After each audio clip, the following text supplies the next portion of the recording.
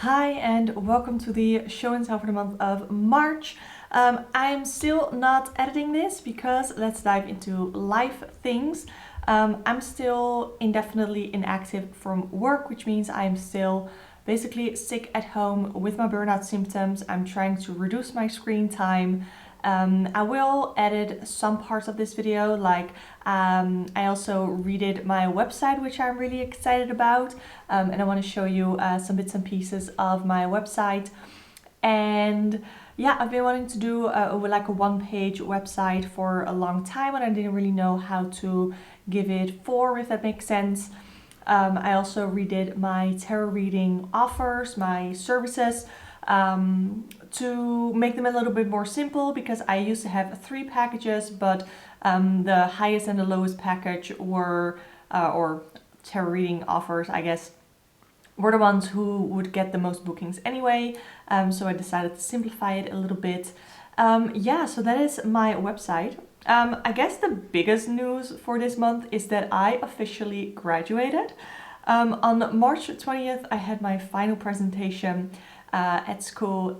So even though I've been working as a teacher this entire school year, as well as previously, I am now officially a certified teacher, which is ironic because this is a year that I got my teacher's degree finally, but it's also going to be the last school year that I'm going to be teaching, because like I said, been inactive indefinitely, been sick with burnout symptoms, because teaching in like a classroom setting just isn't my thing, and I like teaching, which is why I have a course teaching tarot, because I think I'm a good teacher. I know how to simplify things in a way where it's easy to digest, and that is why, like I said, I do like teaching. I just don't like teaching in like a classroom setting, having to manage an entire group of like 25 kids at the same time. That's not my thing. That's not what I enjoy. So yeah, I graduated, which is really big for me. Next month I will have the official graduation ceremony. But yeah, I am finally not a student anymore, which feels really weird. I feel like I've been a student pretty much my entire life. Like I've always been in school, whatever. So yeah. Other things that I did, because I was reducing my screen time, I have been focusing on picking up more hobbies. For example, painting. So I got a sketchbook. This is like an A4 sketchbook where I'm just trying to have some fun. There are a lot of doodles in here because I do not know how to draw. I'm horrible at drawing. But I decided to try my hand at painting. And then I came across a sort of a YouTube tutorial, I guess, of how to abstract paint. So this is the painting that I did, the abstract painting. And I actually quite like how it turned out. I think it's really cool, and I'm super excited to do more abstract paintings. I have tried it. The reason I like it the most is because it helps me with color theory. It helps me with mixing paints, with mixing colors.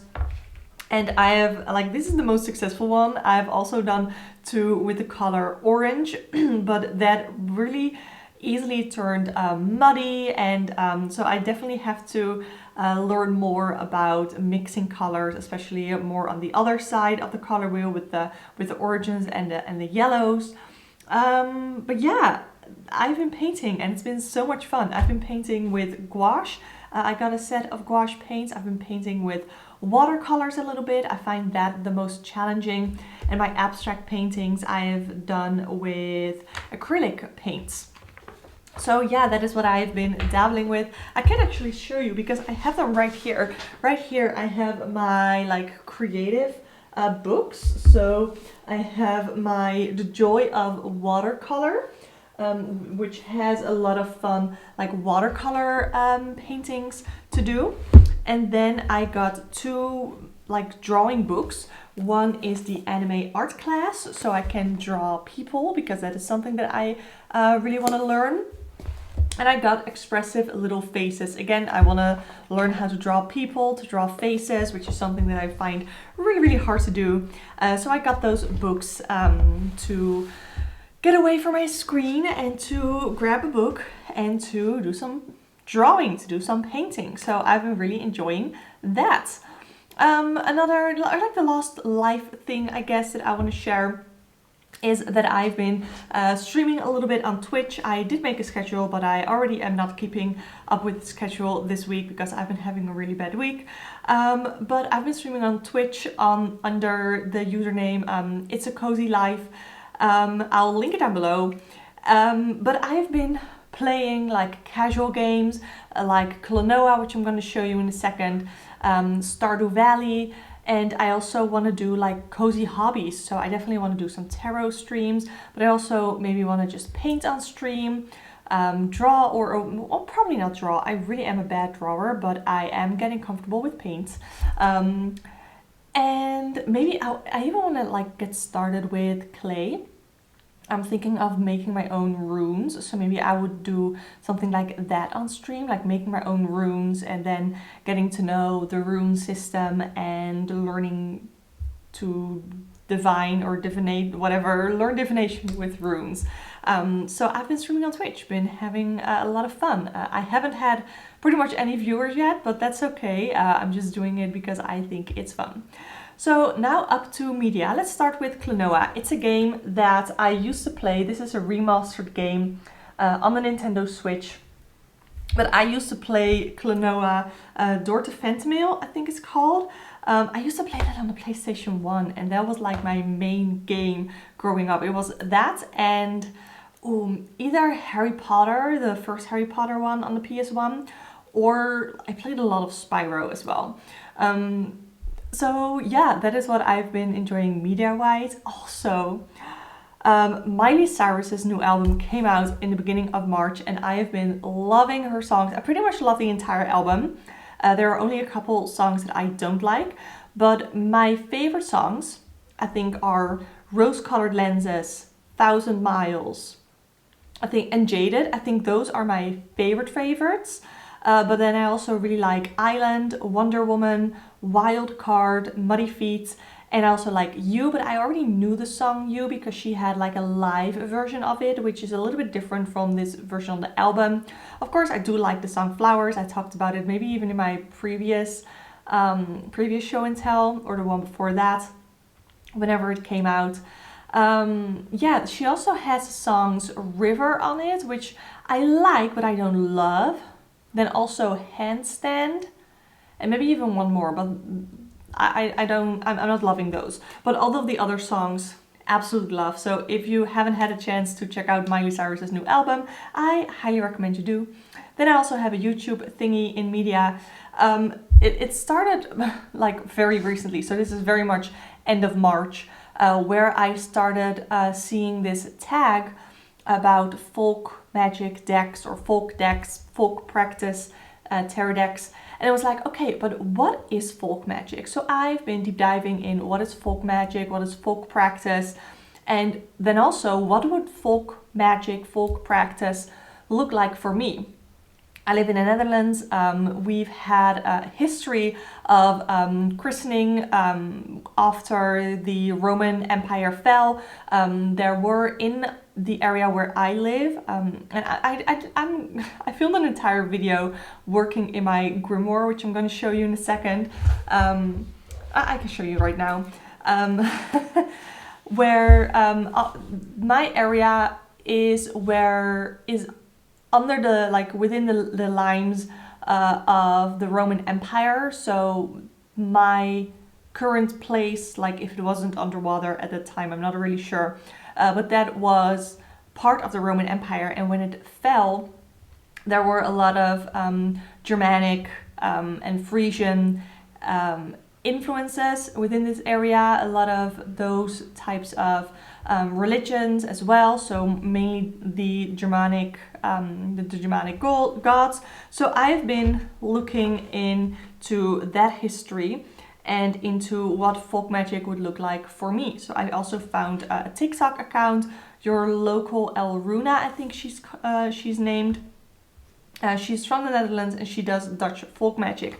So I have shown my grimoire before, but I started doing some journaling on Dutch folk magic, which I have filmed, and I'm thinking of posting that relatively soon to show that. But the main person that I've seen for Germanic and Nordic or Norse paganism is Jacob Todson, and he has really well done videos, very informative, really fun, where he literally goes into nature, he literally goes into certain areas to show you things from history, basically, where he shows what the Germanic people used to do for their religion. He has a piece where he goes into parts of the Netherlands to show what people there did for like burial grounds, all that sort of stuff. Super interesting. I'll link him down below.